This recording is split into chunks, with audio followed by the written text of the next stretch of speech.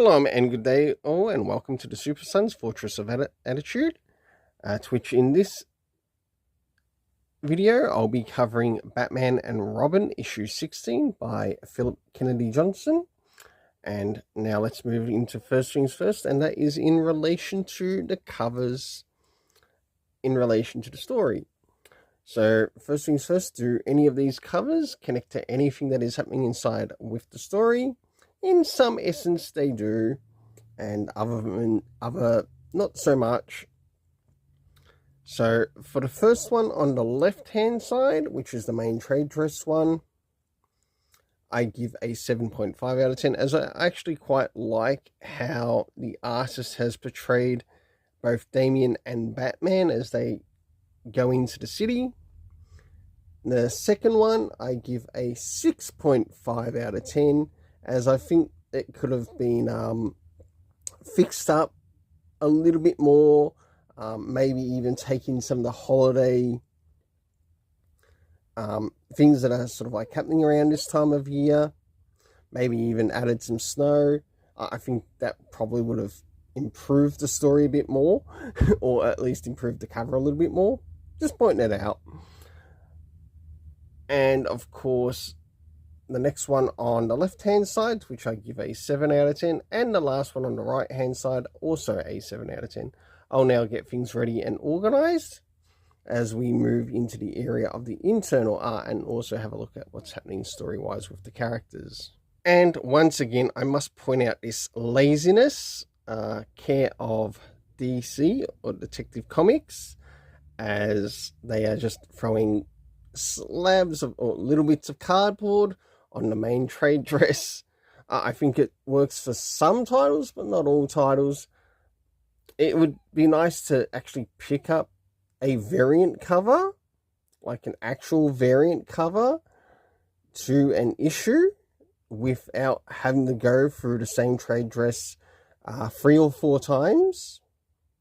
Just saying, if you want to make more money, it might actually help. Instead of being a cheap shot about it and doing it this way. So as we start to move into the first part of this issue of the story, or this next, we have an event taking place at the Arkham Asylum, and of course it's getting like it's ghost hunters and such coming into the asylum, and of course whilst this is occurring, some events take place as Batman and Robin are also still looking for the character who is known as Memento. As we advance a little bit further within the story, we do catch up with Batman and Robin as they are getting into some training together. And one thing I actually quite like what Philip Kennedy Johnson has done here, and I'm not too sure if any other readers noticed this too, is that you have both Bruce Wayne and Damian Wayne working on their language skills.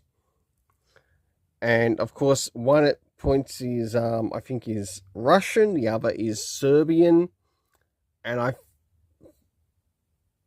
that is absolutely fantastic, because it shows that not only that these characters also have studied these languages, they are quite likely fluent in these languages, so they've got a bit of an understanding as to what certain letters might mean. But also seeing it applied to this story, I think this is actually really good. And last but not least, we move towards the end, to which Batman and Robin have to then move on, taking on what is happening with some of the other villains in Gotham. And we learn that this is taking place in the Arkham Tower. Alright, so for the internal art, I give it a 7 out of 10. Now it's time to move in relation to the area of the story. Considering how far we are, did we get any comic book references, to which we did through the previous issue? So it's issue 15. So we know that there's some events connecting to issue 15 into issue 16. Next is the area of time, to which we had 9:30 p.m. to 2:44 a.m. in the morning. Of course, we had years earlier, and also 8 p.m., which would probably be around the next day. Next, we have the locations within the story, being Gotham itself, like the main of Gotham. We have Arkham Asylum. We had London, and of course the Arkham Tower. Moving into the cast of characters, to which we had Damian Wayne Robin, Bruce Wayne Batman. We had someone by the name of Catherine. There was also Jack, and also Jim Gordon. For the overall story rating, I give it a 7 out of 10. One thing that you do learn in this issue is that Damian Wayne is doing some volunteer work at one of the hospitals in Gotham because of someone who was injured during the previous issue.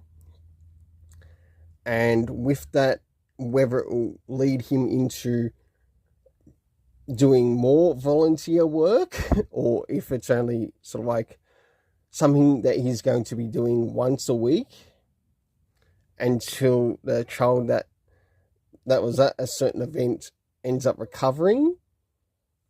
That'll be really interesting to see what happens. Until then, we'll see you again at Super Sun's Fortress of Attitude. To which the next one that will probably be covered will be the next issue of Little Batman.